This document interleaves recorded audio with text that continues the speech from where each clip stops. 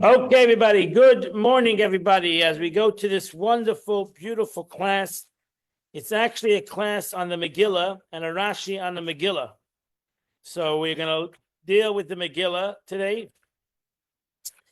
The class starts on page 120 in your book, on page 120. Page 120.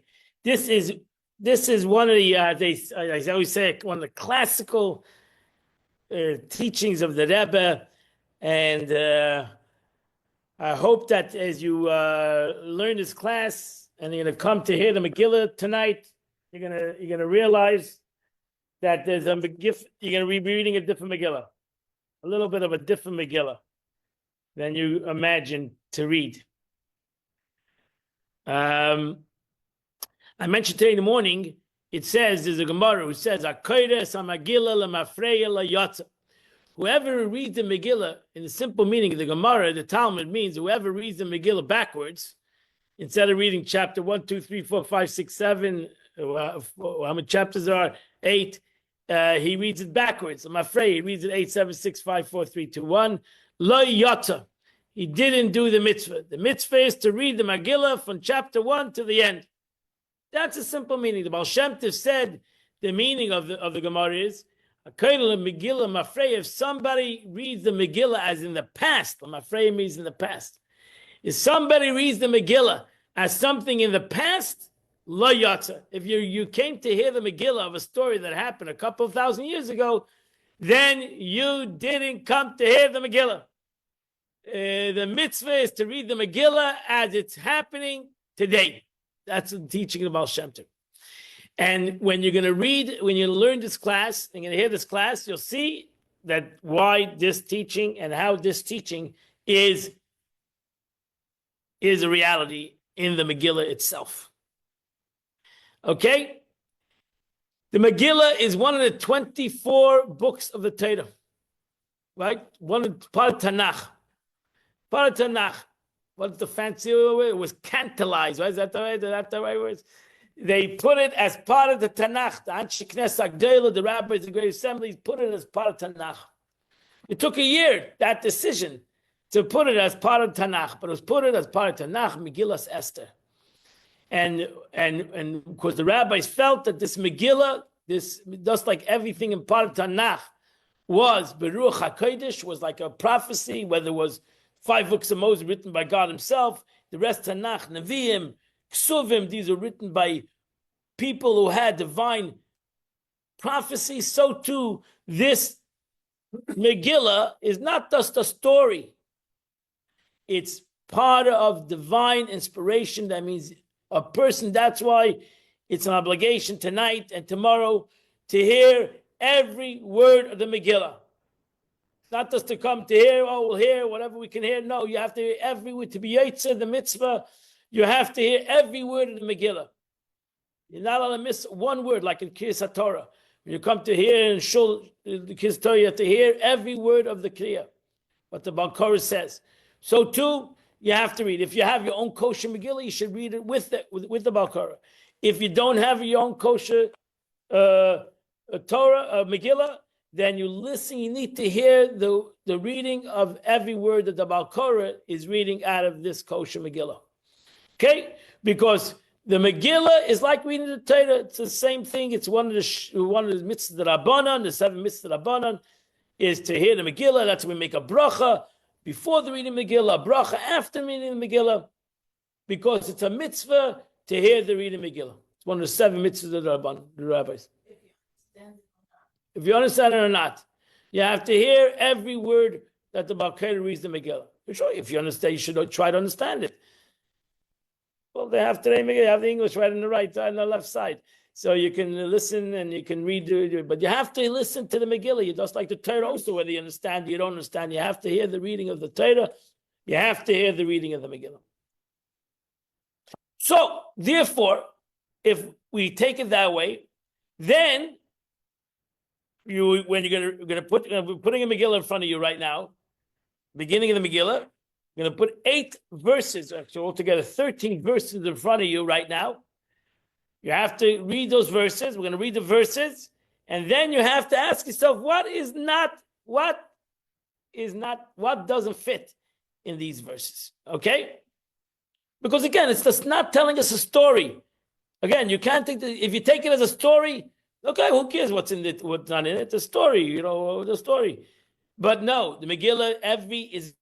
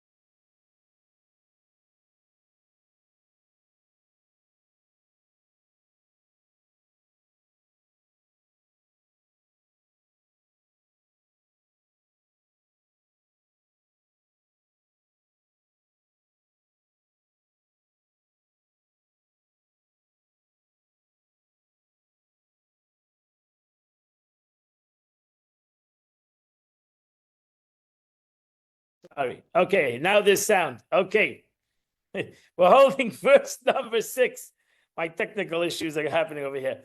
There were drapes of white of fine cotton and blue embroidered with cords of fine linen and royal purple and silver rods and marble pillars, couches, gold and silver upon pavements of alabaster and marble, pearl and black onyx. And then we come to the drinking. Number 7. And he served drinking in vessels of gold and vessels of all kinds of types. And the royal wine was in abundance to fit the king's power. Now in verse number 8. The drinking flow followed the rule. No coercion.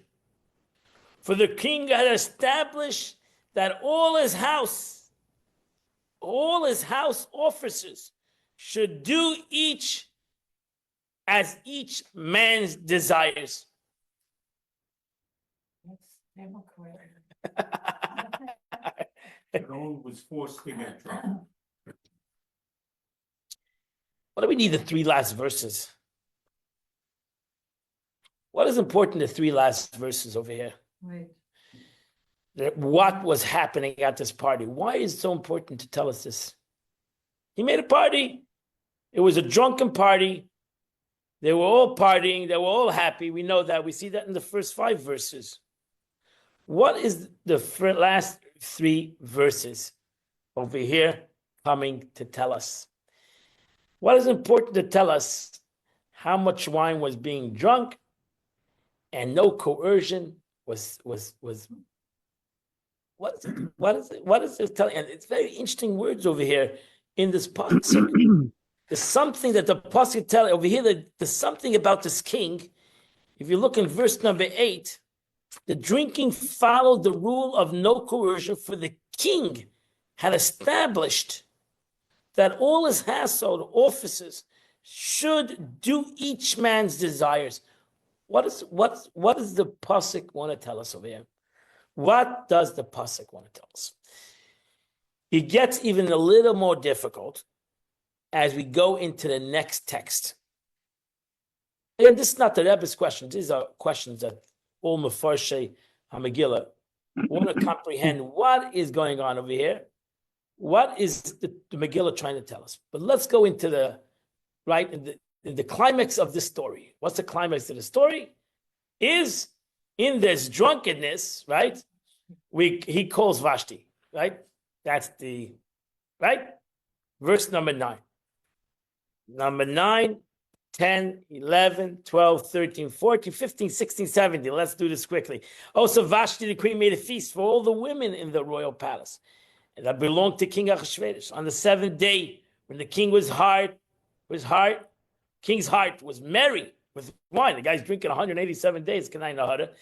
He commanded Mechuzah, Beita, Harbaina, Biksa, and Zazash, Zaytan, and Kasash, the 7 eunuchs who served the king Achashverosh, to bring Vashti, the queen, before the king with the royal crown, to show the people and the officers her beauty. She was so beautiful. Number 12, but Queen Vashti refused to come at the king's command. Chutzpah. Conveyed by the king was angry. Chutzpah. His wrath burned within him. Number 13. The king said to the wise men who were at the time, for so the king's ways, to consult with those who law of judgment, and those that were close to him were Kashner, Sheshalah, Mita, Tarshish, Mersis, Marsa, Merud, Memuchan, the 7 princes of Persia and Media, who saw the king's face and sat first in his kingdom.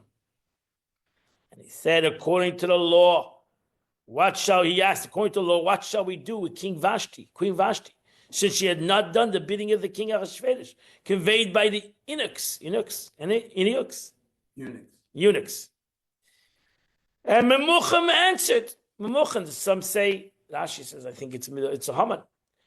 Memuchan answered before the king and the princess, not against the king alone has Vashti the queen sinned, but also against all the princes and all the people of the province of the king Achashverosh.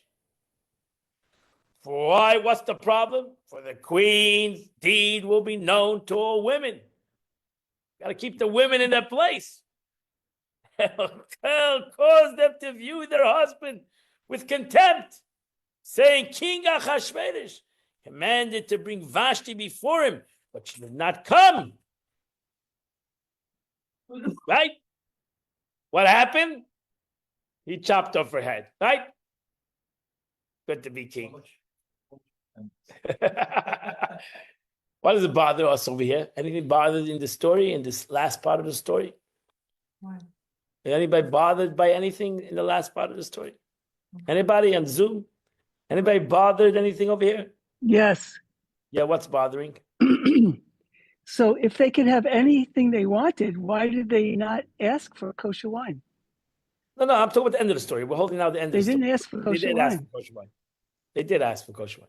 But that's not part of that. I'm talking about the end of the story. They didn't want to look bothered by the different, end of the story? but they could have. They could have asked for everything. No, Is I'm that talking about the right? end of the story. I'm holding the end of it. We're going back to the beginning. We're holding now the second part, the Vashti part. Anybody bothered by the Vashti part? No. Anybody bothered by the Vashti part? Nobody. Oh, it's Vashti. Okay, sorry. Well, it bothers me that I didn't know he cut off her head, but I'm driving, so I didn't hear the whole thing, but Well, he killed her. I don't know if he got her. it's not a great connection, Rabbi Booker. It keeps kind of going in and Right. out. Why was she so adamant about not coming? Because he wanted to come naked. Oh, she wanted to come. He wanted her to come naked. Wearing the crown only. Right. Oh. wearing the Ah. crown only. Ah. Whoa. Let's see why she'd be a little hesitant. And he wanted to In her camp. in front of all of the guests. Now the question is, why was the king so hesitant? Why was the king so hesitant? He didn't know the law. You didn't know you go against the king. You get your head shot. He has to turn to his ministers. The queen said, The king said to come. The queen said no. Chop off her head. He had That's regret. it. It's a simple. Why was the king so? What happened to Achashverosh? He lost his pants suddenly.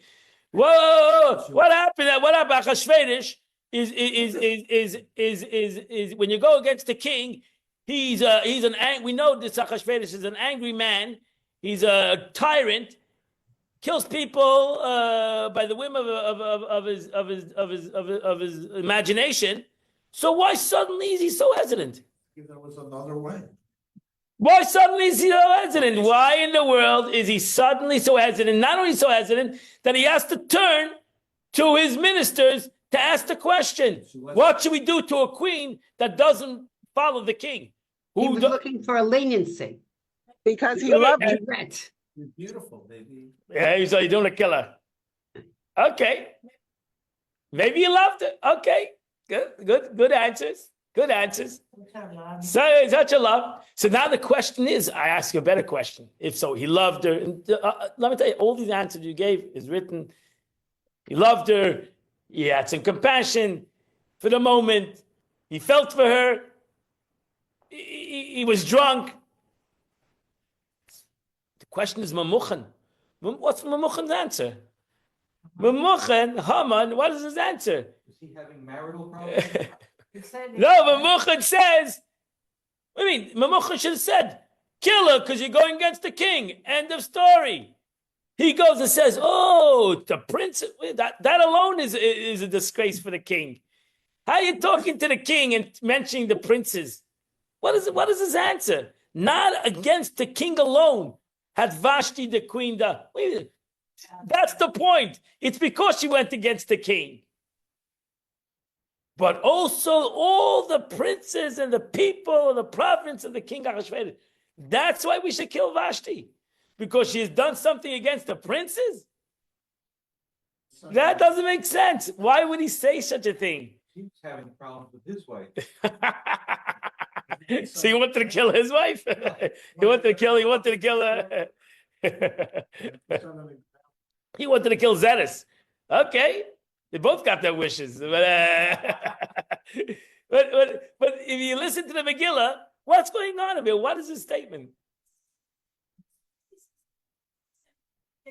Now he says, I'm going to force my wife to come. Oh, very good. We'll get that. Oh, very good. Very good. Oh, very good. We're gonna get that's a good one. I like that. We'll soon get to that. That's where we're going. You're becoming a Talmud scholar. Yeah, you're getting there. You're getting there. That's you good. Very good.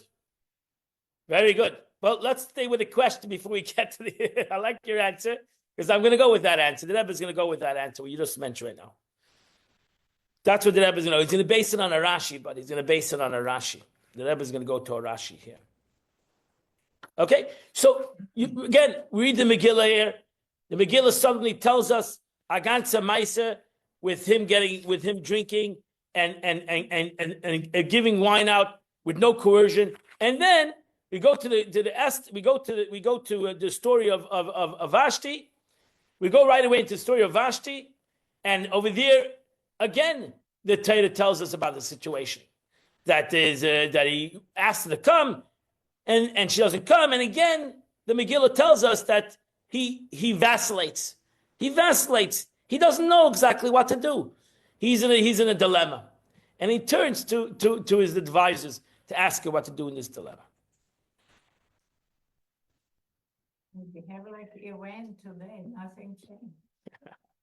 Now we know that the queen, we know in the Megillah itself, first of all, that the king doesn't waver.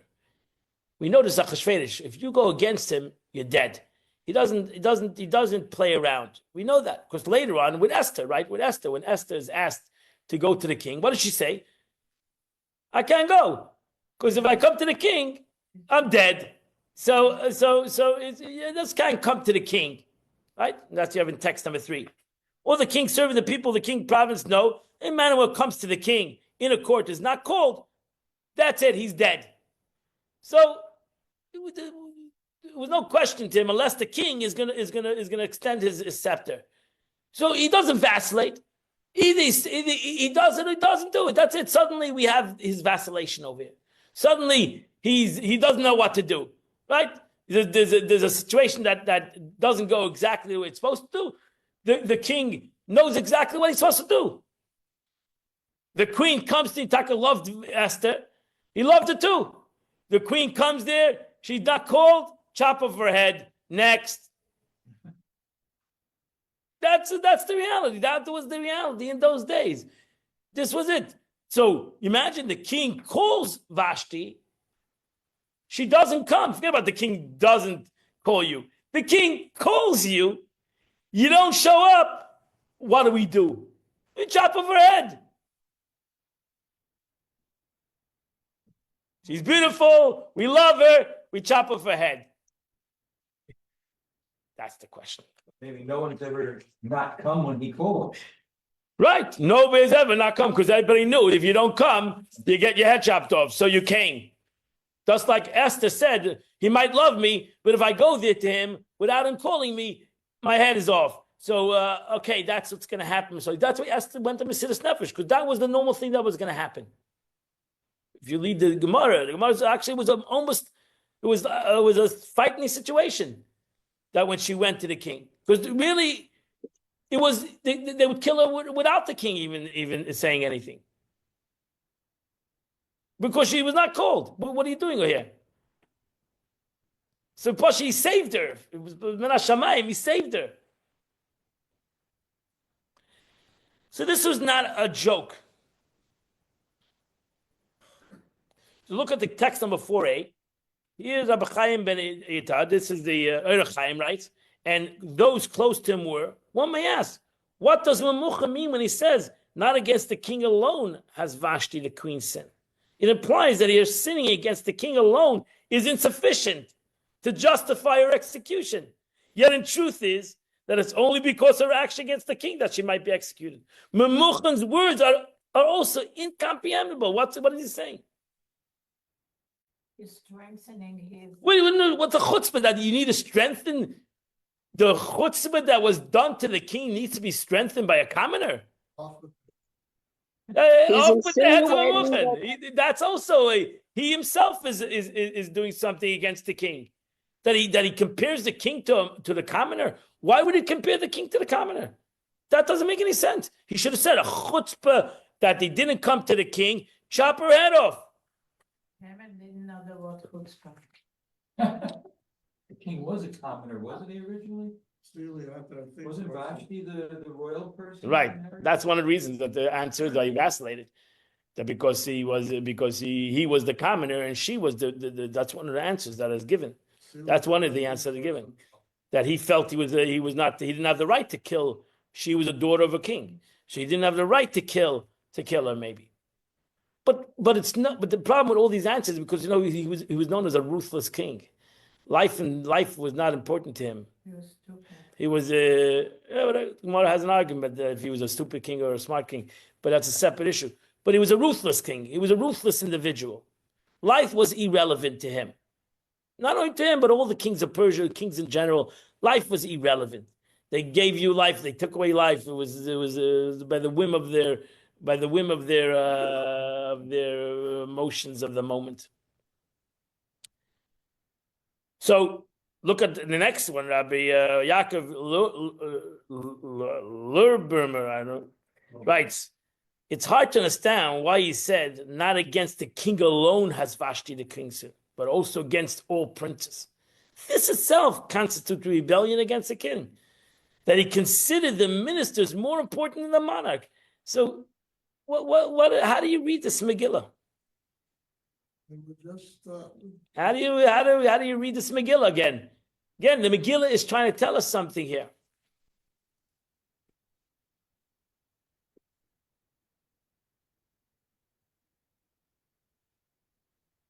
So we're going to read a Rashi. We're going to read a Rashi in the Megillah, in your text number 5. So you should know, first of all, it's interesting that Rashi, there's a Rashi on the Megillah, doesn't mention anything.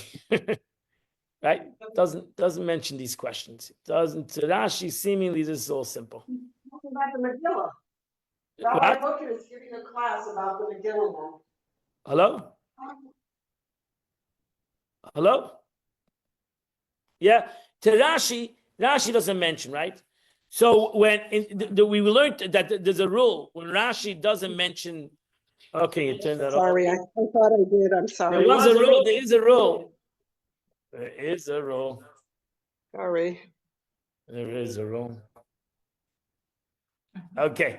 So there is a rule. Sorry. There is a rule. And Rashi doesn't mention something because Rashi knows he's mentioned it before already. Or the young boy that's learning the Megillah, the 5-year-old, still 5-year-old, learning the Megillah. He's a smart 5-year-old, can figure this thing out on his own because so he mentioned something already. And the truth is that you mentioned it. You mentioned Rashi's answer. Okay. So here is the Rashi. Rashi says on Al Kol Rav Beisai, on all the house officers, right? It said the Megillah said that the king, right? And we were going back to the drinking. The drinking, the king. Which verse is it? Verse number 8, it says the drinking will follow the rule of no coercion, for the king had established that all of his house officers should do as each man desired. Rashi, for some reason, goes and says as follows: all of his house officers over all the officials of the feast, the chief of the baker, the chief of the butcher, the chief of the cupbearer.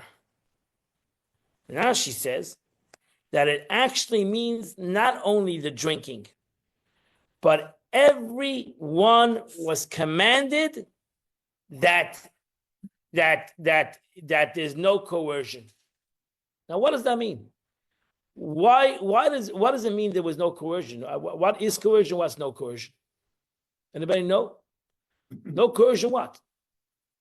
That they can eat what you want, drink what you want. What else? You come to a party, eat what you want, drink what you want. If you're kosher, then you get what you want. It's a kosher. Some people actually tell that kosher that if they want the kosher wine, they can get kosher wine. But what means there's no coercion? There's no coercion forced to what? To eat treif, maybe, or No coercion to participate in this. But Rashi says text number 6. Look at text number 6. The drinking followed the rule. There used to be, I never knew this before, there used to be a rule in Persia that if you came to a party and they gave you a cup to drink, that's what you had to drink. If you didn't finish the drink, they'd kill you. No kidding. some party. That was the rule. That was the etiquette of the day, not only by the king, by anybody. So that if you came to a person's home and you didn't finish the plate, was a simple, a disgraceful insult to the host, and you would be killed. You could be killed even. One man making sure there's no leftovers. Yeah, that there won't be any leftovers, right? So Rashi says, and again, this is Rashi. I didn't learn all the Rashis on Megillah. The drinking followed the rule. Some feasts force guests to drink from a large vessel, and some are only able to drink it all with difficulty. But here there was no coercion. In essence, Rashi says, and this is what's going to be important to the lesson of what the Megillah is telling us. Rashi says that this party was different than any party at that time in Persia. The king changed the etiquette of the time.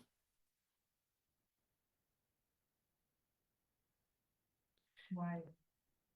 Because that was his desire. We'll soon see why. But that was his desire. He decided after 180 days of drinking, he invited everybody from Shushan, and he made a rule. He changed Pasha the etiquette of all food, all food and all drinking.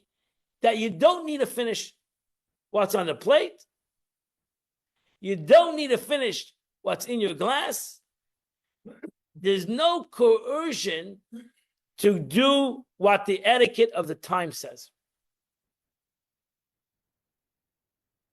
Did you ever know that in the story of Purim? I didn't know it because I didn't learn Rashi. That's the problem when you read the Megillah, you don't learn Rashi. So that's Rashi. So Rashi says to a 5-year-old child to read the Megillah that that's what the Megillah means. The Megillah means that there was no coercion, meaning that if you got a cup of wine and you didn't like it or you couldn't finish it, you could put the cup down and you, Baruch Hashem, left the party with your head, on your shoulders, because you didn't insult anybody. Simply didn't insult anybody. So this was the king's party. So you didn't insult the king by not finishing what's on your plate. Probably getting ahead of everything, but Yeah. wasn't there a reason for doing that was related to the decorations and the utensils used? No, that's a different part of the story. Dash doesn't even mention that really. Ahasuerus trying to get the Jews to sin. So now he wants them to do it willfully? Yeah, seemingly. That's a good question. So now that's a good question. So you on one hand, we say that Ahasuerus is trying to get them to sin, and on the other hand, we're saying that he's doing it willfully. That's also a good question. It's also a very good question. How do you put the two stories together? And you'll soon see. It's very important. And you're going to understand the Megillah differently because you're going to look at the wording of the Megillah and you'll soon see a Zohar that this I know and knew this, but if you don't know this, you're going to read the Megillah differently. You're going to have to read the Megillah differently. What does this have to do with him, with Vashti not coming? We'll get there in a second. Okay, not there yet. So let's go to text number 7. Rabbi Levi said, this is a Gemara. It's a Medrash, I mean. Levi says that the Persian had a custom of serving wine in an enormous cup holding 5 measures called a pitka. Even at the risk of death or madness, you could not return it. You had to drink it. The cupbearers grew rich from this, as the guests would bribe them to avoid such distress. Achashverosh, however, let up on such cupbearer at his feast and said, no coercion. Achashverosh, what you said 2 minutes ago, or whatever, Achashverosh wanted a democratic party. He wanted a democratic party. No, now you understand why it happened with Vashti. Now you have the answer to the question. Why did he vacillate? He said, I created democracy at this party. Now you understand why he vacillated. Now you understand why he didn't know what to do, right? Because he said, wait a second, it's a democratic party. I'm letting everybody do what they want to do. So now Vashti says, no. Well, I just said everybody can do what they want to do. So now I got a dilemma, right? But I'm the king. I'm angry, but what do? I gave freedom to the party, which is unusual in that time. Unusual, and it was only for that party. No, it says that. Lead the Megillah, sure. Well, you think I made it up that he killed her? He killed her, yeah. He didn't kill her, he just took her head off. Yeah, took her head off. No, she killed her. I don't know if he took her head off. He killed her. How he killed her, I'm not sure. Yeah, if he took her head off. That's usually the way they did things. They took the head off. So now you look at the story again. So the story is that he made a party.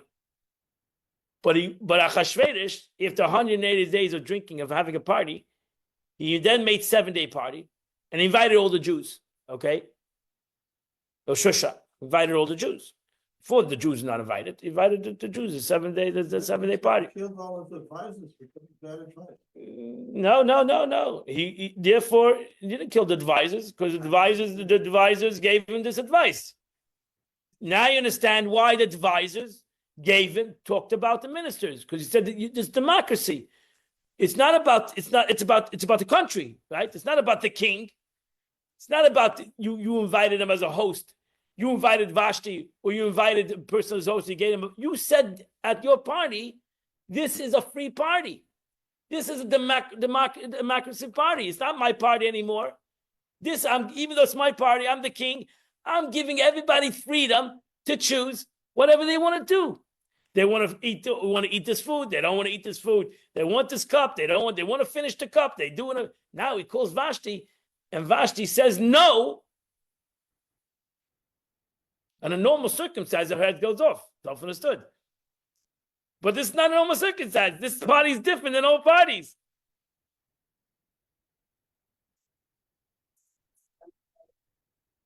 That's the word. That's how Rashi translates the word. No coercion. That's a Rashi. That's a Rashi on the no coercion. Yeah, that's the Megillah Kedos. No coercion. Right? So that was the situation. So now, okay. So now we understand now we understand the story a little bit more better, right? So we understand why the Megillah needed to tell us that. Now we understand why the Megillah needs to tell us that he made this party the 7 days and he made no coercion, because that continues into Vashti. Why Vashti had the chutzpah to say no. She thought, why not say no? If everybody can say no to the cup of wine, I can say no to coming in too. It's a free party. But he got angry, self-understood. He took it as a slight, but he didn't know what to do. So he turned to his ministers. His ministers said, "You're right. You gave up on you made a democracy. I'm not going to talk about you. The problem is, every man in the country, every woman thinks that they're going to be a democracy. You can't do that. So the party is democracy, your party, but you can't make it a democracy in the world. You can't do that. You're gonna send a mix. You're gonna send a bad message. This is gonna get out of hand. All our wives are gonna say with them, we could say no to our husbands. Our chutzpah. This can't go on this way. You got to bring an end to this. You got to show there's democracy, but there's a limit to the democracy. Okay, you want to drink the cup. You don't want to drink the cup, but you call your wife, and your wife says no. There's no democracy to that. And he does what he's got to do. That's the story. See, that's the story. Now, really, the question is,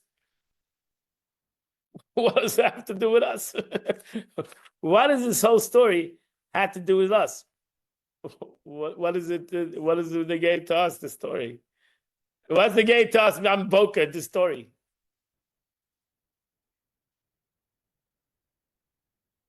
Again, so it's a beautiful story. Maybe you never heard, you never knew the story. Now, what does it do with a Jew sitting in Boca reading the Megillah? I mean, why do we need to know the story? It's a beautiful concept, but why do we need to know the story? What is important to us, the story?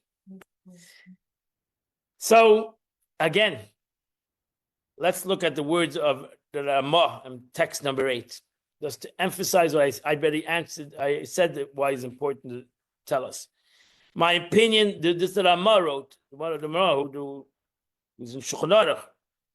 We follow the Ramah. In my opinion, it's impossible for Megillas Esther to not contain both an inner and outer meaning. As our sages say in Gemara, Esther was told to us by divine spirit, Ruach HaKodesh.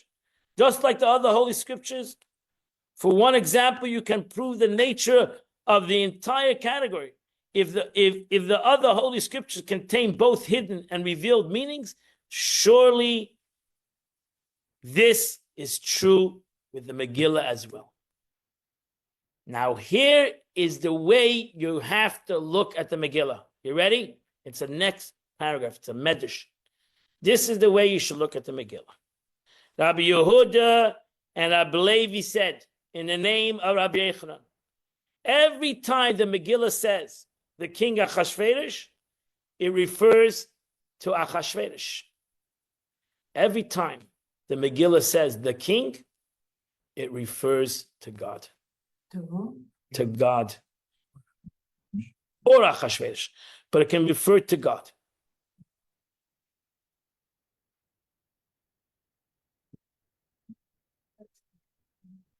So who made the party?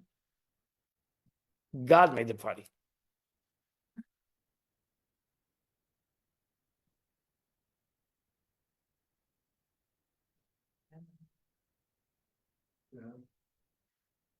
And the Zohar writes explicitly in text number 9b, every instance that just the king is referred to, the Holy One, blessed be he. When it says Hamelech, it goes under the Eibishter.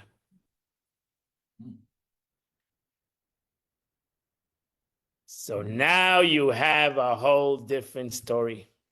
There's no inconsistency. Now there's a whole different story. Right? There's a stay 180 days that Achashverosh makes the party. The 7 days that God is making this whole party. God is making the party. He's the one who's inviting everybody to this party. He's the one who's giving the Jews to come to the party.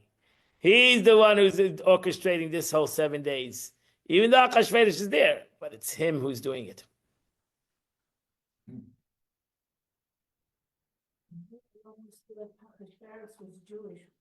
No.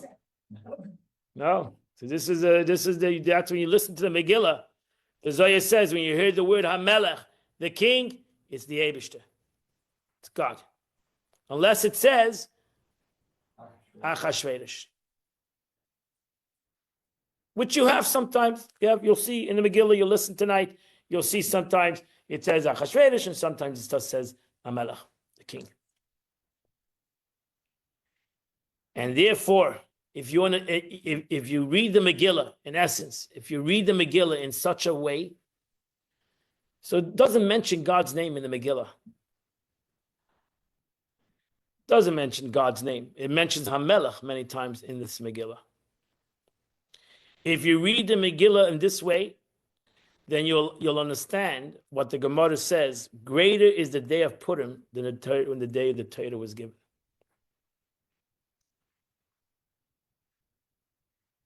A little hard to understand. You'll soon see why. You'll soon see how it's expressed. You ready? You'll soon see. You'll soon see. It's a simple Gemara. So let's look at the meaning of this. Let's unpack it. This is a statement in Medrash. You should realize that Purim is Yom Kippurim. Purim is like Purim. Is like Yom Kippur. Yom Kippur and Purim have many things in common. Okay, and that's why they're both. In one hand, they're both through a goydel. They're both through a lottery. Purim is a goydel, a lottery, and so too Yom Kippur is based on a lottery. The two goats. So we made a lottery based on a lottery, which brought kapara, which brought forgiveness. These two goats brought forgiveness to the Jewish nation. A lottery is above comprehension. You right. So it's not like logically why you should have it. You win the lottery, and it goes on the lottery. So you deserve it not because you deserve something, but because you got it on the lottery. So too, the concept of tshuva of nahapach, things for transformation happens because not maybe per se you deserve it, because that's you're chosen. It's a gift. It's not a reward. It's a gift. It's a concept of a gift that the Eibishter gives us. So the Alter Rebbe says in text number 11, the right hand embraces me. The verse says, Yemini tibchapkeni. My right hand embraces me. This refers to revelation of divine love from above unto the Jewish people. As it's written, I love you, says God. God loves and embraces the Jewish people, completely enveloping them, even their lowest aspects, until he's left them no space to turn.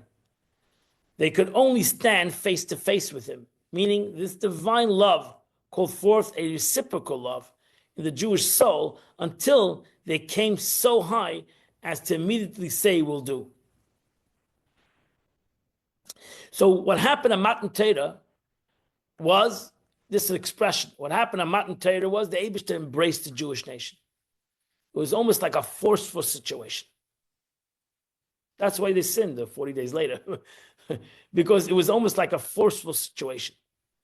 It was from above. It was a gift, a total gift from above. That the Eibishter God embraced the Jewish nation, revealed himself to the Jewish nation, such a hug that there was no other choice for the Jews but to say Nasiv and Ishma. There was no other choice. They didn't have another choice. That was their reflection on God's revelation. There was no choice. What happens when you do things not out of choice?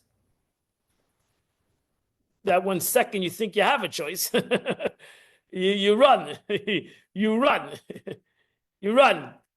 And I'd say in Jewish law, you always can get divorced because when you feel there's no choice, then you run, then you really run. When there's always a choice, you don't run from things when you know that there's a choice. In a way, at Matan Torah, there was seemingly even it was a revelation of godliness, but it was like a forceful situation. Where do we see this? We see this in the Megillah itself. Look at the words in the Megillah in text number 12. The Megillah itself expresses this in verse number 26 and 27. You ready? It says, therefore, Al Kain, you'll listen to the Megillah tonight. Al Kain karu liYehudim eila Purim. Therefore, they call this day Purim. Al Shem HaPur, because of this Pur, this galatery.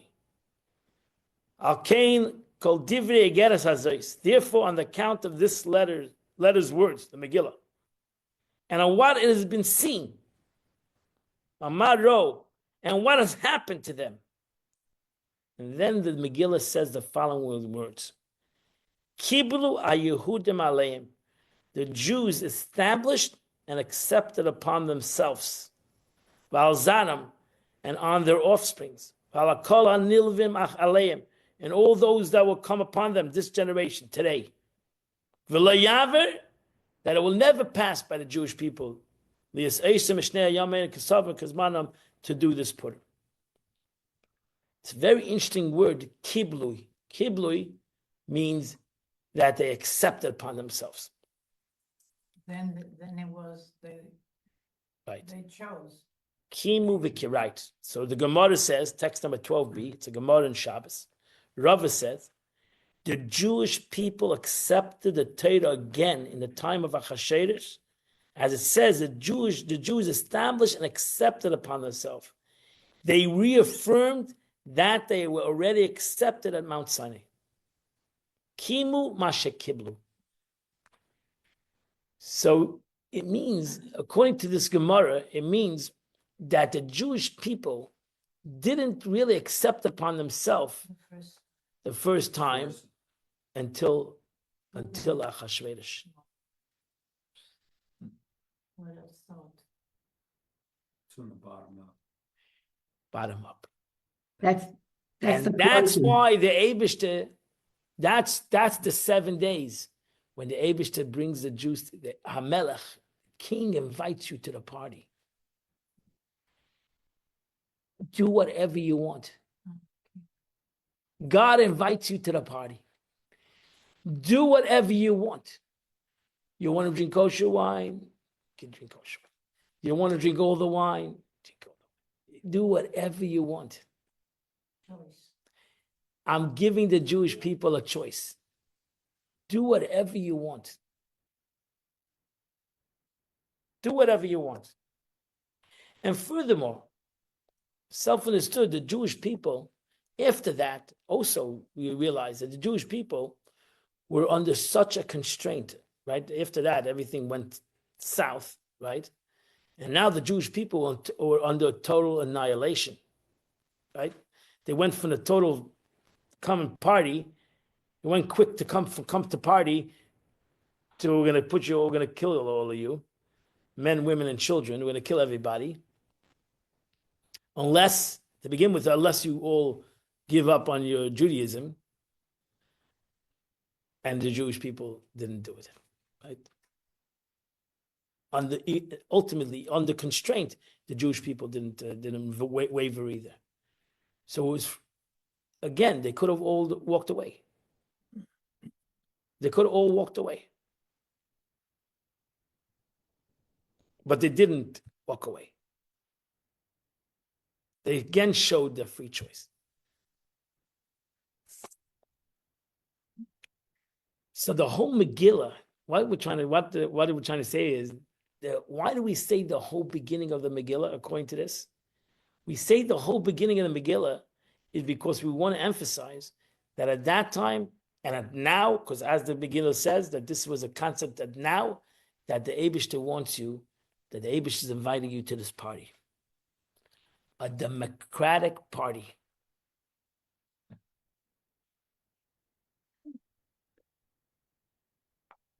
That's the story. That's the story. That's the story. That's what the Gemara says. When you see Hamelech, it's not Achashverosh. It's Eibishter. What reading copy is that? Now you got to read it. I don't know. I have no idea. They were actually, they could have. It's a good question. I don't know. I don't know what was going in their mind at that time.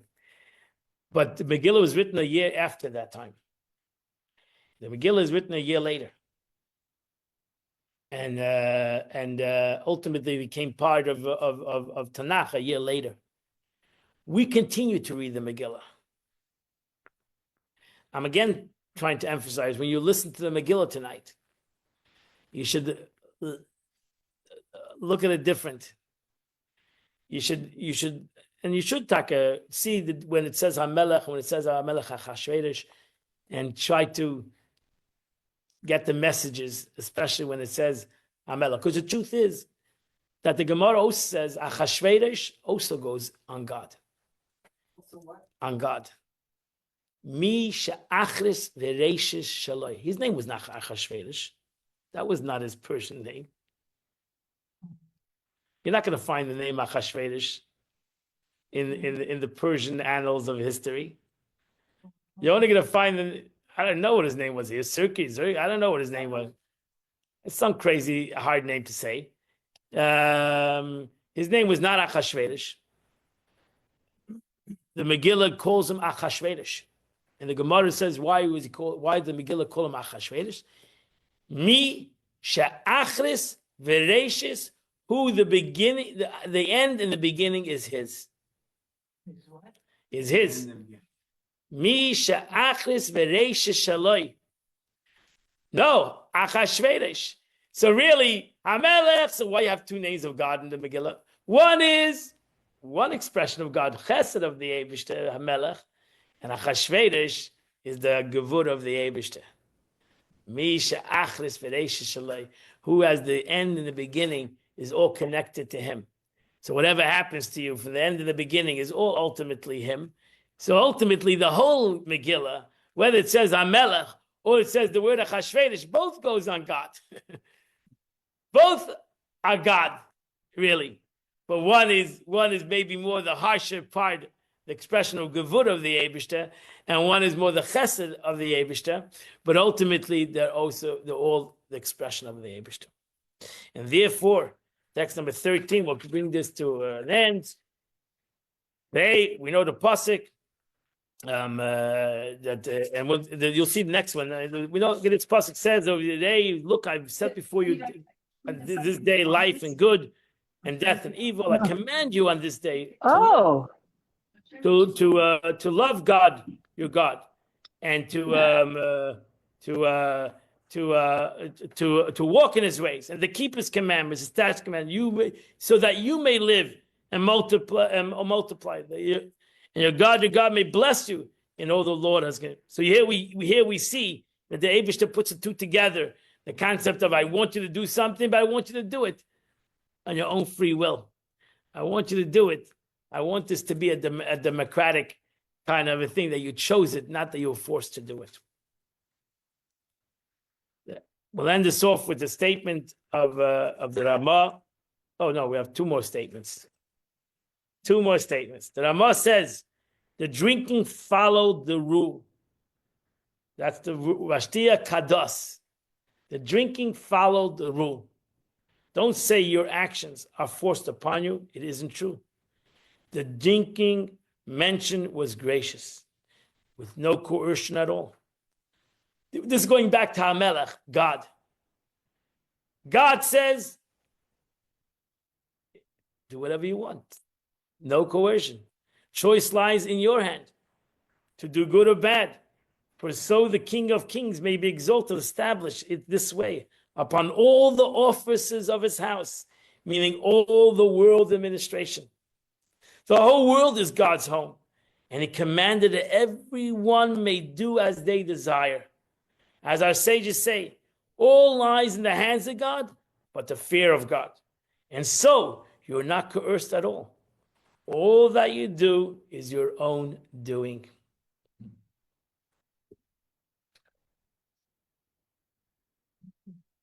Then the Rebbe, will end it off with the Rebbe, text number 15, page 134. This is also a deeper hint in the verse describing the feast that the king made for all the people present in Shushan, the capital. Why does it tell us that? We all know that Shushan is the capital. It refers to the Jewish people who are a close nation. It's talking about God. God made this party. Who did he make his party? The 180 party. The 180-day party was Achashverosh. Made a party. Now this is God's party. Who does God invite? Who does God invite to the party? The Yidden. That's this party. This party is about the Jewish nation. It's not about per se about Achashverosh's party. This is about dwelling within the capital. That's what it tells us. Who's living in the capital of the king? The Jewish people. He's inviting the Jewish people to his party. The Abish is inviting the Jewish people to his party. The King of Kings, God, he invites them to the feast. A metaphor for Torah study and mitzvahs observance, but they're called a feast. And a source of joy for all Jews. Crucially, God extends this invitation with complete freedom of choice. There's no coercion, but rather act according to each one's desire. You're invited to God's Sukkot. You're invited to God's party. Do whatever you want. Eat how much you want. You can leave over. You can do whatever you want. It's a free choice. Do whatever you want. Enjoy it any way you want. This highlights the greatness of Purim, when the Jewish people reaffirm what they already accepted, not out of coercion, but out of their own free will. And that's why the Baal Shem Tov said that if you read the Megillah backwards or in the past, then you're not reading the right Megillah. You're not Yetzer. The Megillah is talking to you. Right in the beginning of the Megillah already, it's already talking to you that God is inviting you to the party. He's inviting you to the party of life. And he's asking you, it's a big party. It's a wonderful party. Choose whatever you want. I hope you choose right.